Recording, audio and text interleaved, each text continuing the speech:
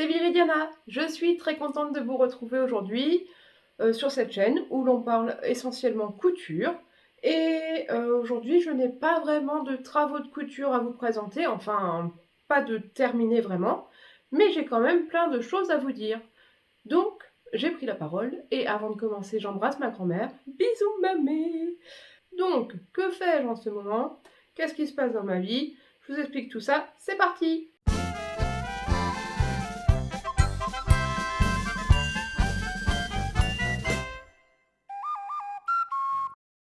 J'ai fini récemment un très gros projet pour un client qui souhaitait une combinaison pour les reconstitutions militaires des 80 ans de la libération de notre ville.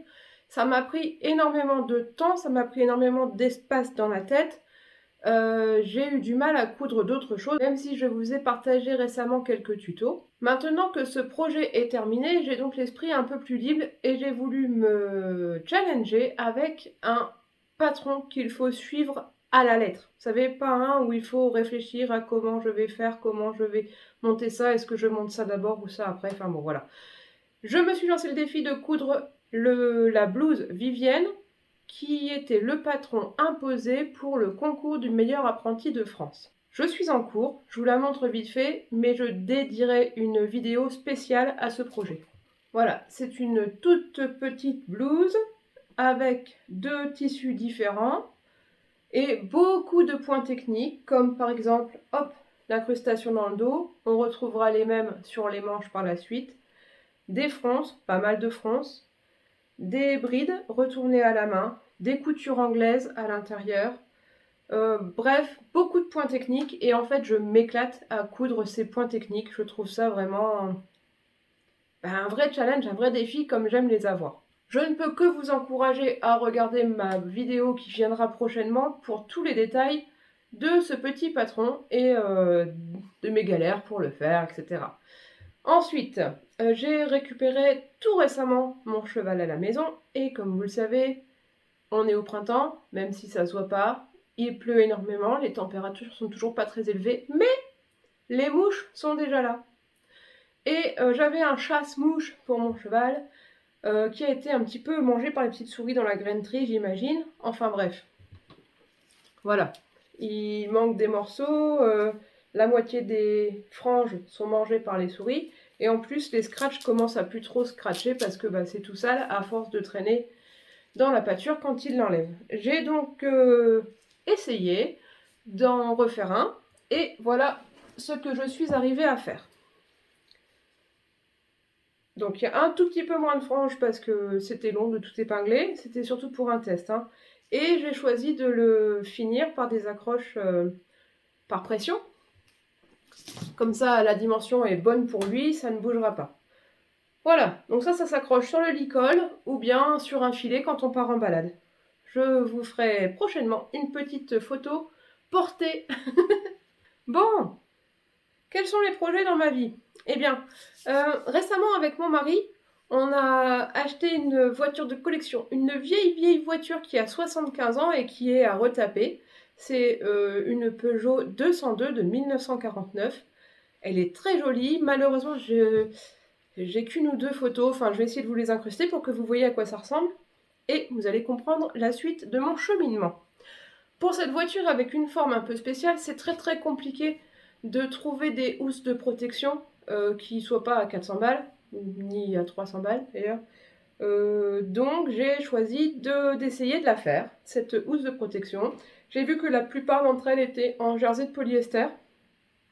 Et justement, j'ai reçu une pub il y a une semaine chez Benitex qui proposait du jersey gratté tout doux pour un prix dérisoire. Je crois que c'était 6 € quelque chose, les 3 mètres.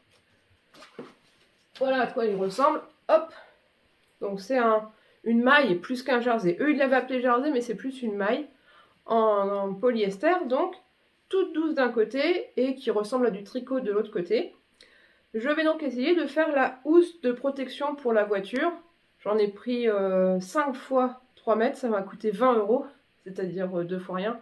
Si j'arrive à prendre le gabarit de la voiture et à me coudre cette housse, ça vaut carrément le coup. En fait, c'est surtout pour la protéger de la poussière quand elle est dans le garage qui est quand même assez poussiéreux.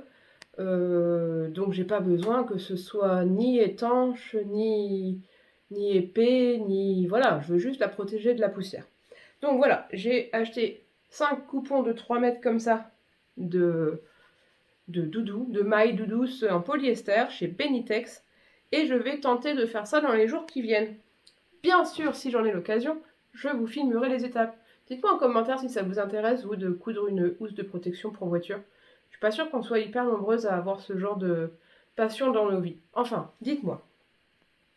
Toujours pour aller avec cette voiture, hein, on croise les doigts pour qu'on arrive à faire fonctionner le moteur. C'est pas gagné, hein. Moi, je sais coudre, mais je sais pas forcément mécaniser les voitures, hein. Ça va être plutôt le boulot de mon mari. Quoique, des fois, j'ai des plus petits doigts et ça peut être utile. Bon, toujours est-il qu'une voiture de 1949, il va me falloir une tenue, on est bien d'accord. Une tenue, donc soit de 50, soit de fin 50, début 60. Alors, pour les années 50, c'est pas très compliqué, on va dire. La mode, c'était de vraiment marquer la taille. Alors, soit on avait une taille fine, et donc on mettait une ceinture bien serrée pour bien marquer la taille, et ensuite la jupe s'évase, donc plus on avance dans les années 50, plus ça s'évase, si j'ai tout compris, parce qu'en fait, pendant la guerre, il y avait eu beaucoup de restrictions sur les vêtements et sur les tissus, donc on faisait des vêtements qui étaient plus ajustés au corps pour utiliser le moins de tissu possible, et quand on a pu de nouveau produire du tissu, avoir du tissu, coudre plus de tissu, les jupes se sont évasées. Donc voilà, on resserre la taille et on évase les jupes. Ou alors, quand on n'a pas une taille très marquée comme moi, n'est-ce pas, on cintre, certes, à la taille, mais surtout on donne un peu de volume aux épaules, donc avec des épaulettes, des choses qui vont un peu plus loin, pour faire cet effet de sablier en fait. Voilà. Donc je vais essayer de partir sur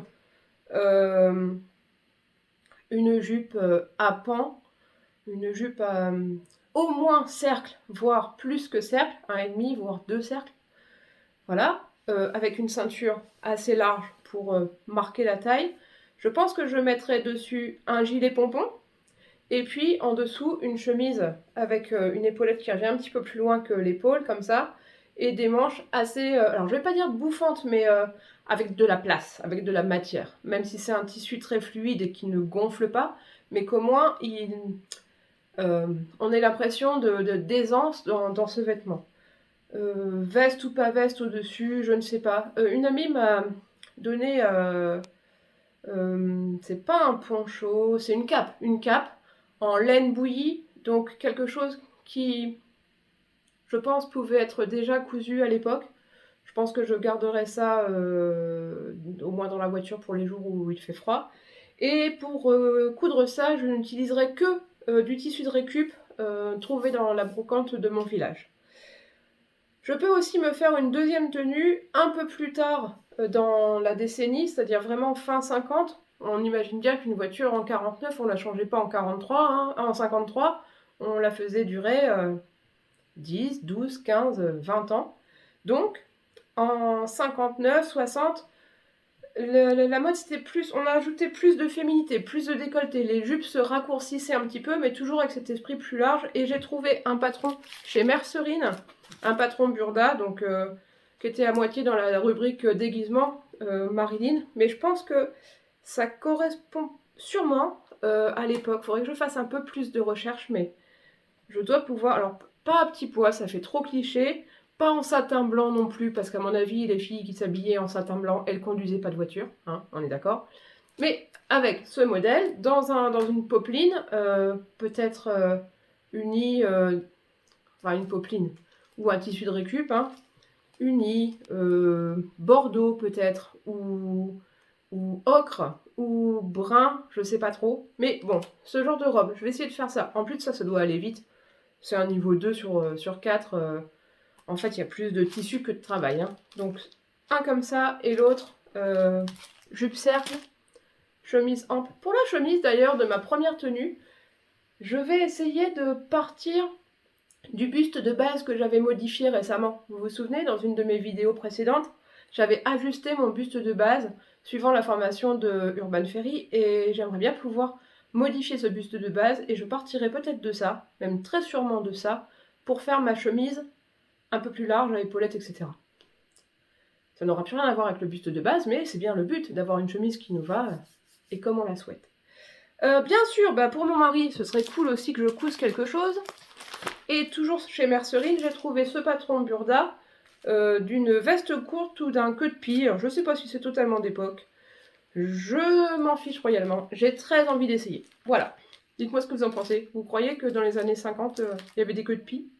Je sais pas. Donc ça, c'est des projets qui ont tous trait à la nouvelle voiture qu'on a dégotée avec mon mari et qu'on va essayer de retaper. Mais, en ce moment, vous savez, en ce moment, à la télé, sur Netflix, il y a la série des Chroniques de Bridgerton qui est ressortie, et comme ma copine de l'atelier d'Ika, j'ai très très envie de me coudre une robe Bridgerton. Pour ça, j'ai trouvé toujours chez Mercerine, merci Mercerine, enfin un patron Burda. J'aurais vraiment voulu trouver dans une autre marque parce que Burda, les explications c'est pas ça. Mais je commence à avoir un peu d'expérience et on va croiser les doigts pour que je m'en sorte. J'ai trouvé un patron qui ressemble tout à fait au style que portent les filles dans les Chroniques de Bridgerton, notamment la 2e saison. Pas forcément la 3e, ça change un peu de style, mais ça encolure carrée avec une sous-robe en dessous, quelque chose d'ouvert. Enfin, derrière, je rajouterai peut-être des plis, mais ça, je vais le faire.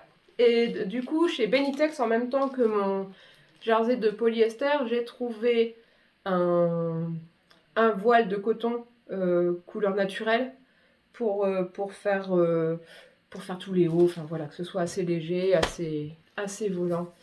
Voilà, ça fait plein de projets, même si j'ai pas beaucoup de choses à vous présenter de tout fait, j'ai plein de projets et j'ai trop hâte de tout faire et j'ai hâte aussi qu'il fasse beau et j'ai hâte d'avoir du temps et et voilà, on a encore tout le mois de juin à travailler. Là, en fait, en juillet aussi. Bah ouais. Enfin bon. Quand on veut trouver du temps, on en trouve. Et je compte bien en trouver pour mettre à exécution tous mes petits plans. Et vous, c'est quoi vos projets en ce moment? Racontez-moi tout dans les commentaires.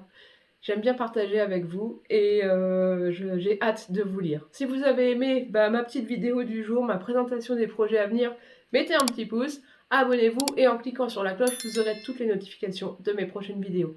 Moi, je vous embrasse très fort, je vous souhaite plein de bonheur, je vous souhaite plein de soleil et on se dit à bientôt. Bye! J'ai partagé récemment quelques tutos. J'ai fait un cric avec mes pieds.